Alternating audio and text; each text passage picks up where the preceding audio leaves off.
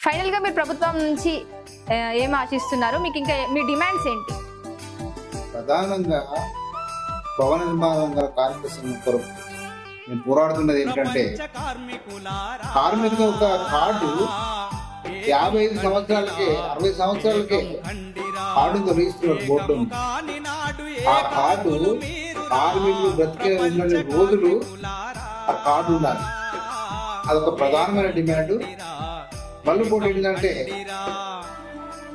60 సంవత్సరాలు దాటిన కార్మికులు చాలా మంది పనిచేయలేని స్థితిలో ఉంటారు. వారికి పెన్షన్ సౌకర్యం ప్రధానమైన డిమాండ్. పెన్షన్ సౌకర్యం కల్పించాలి.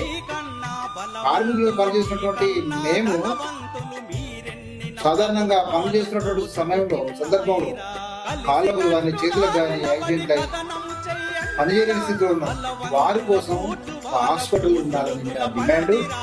మా పిల్లల సౌకర్యం కొరకు వారికి సపరేట్ కాలేజీలు కానీ స్కూళ్ళు కానీ నియమించడం మా ప్రధానమైన డిమాండ్. మరి ఇంకోటి ఏంటంటే, మా కార్మికులకు చాలా మందికి ఇల్లు లేనటువంటి పరిస్థితి. ప్రత్యేకమైన వారికి ఇల్లు కట్టించే కార్యక్రమం చేయాలి. ఇంకా నిత్యం పోరాడుతున్నటువంటి మా పోరాటంలో బోగస్ కార్డు చాలా ఉన్నాయి. అంకిహార పథకంలో ఉన్నటువంటి కార్మికులను తీసుకొచ్చి ఇందులో చేర్చి తీరని అన్యాయం చేసింది. పనికి ఆహార పథకంలో ఉన్నటువంటి కార్మికులందరినీ తొలగించి మాకు న్యాయం చేయాలని మేము ప్రభుత్వాన్ని కోరుకుంటున్నాం.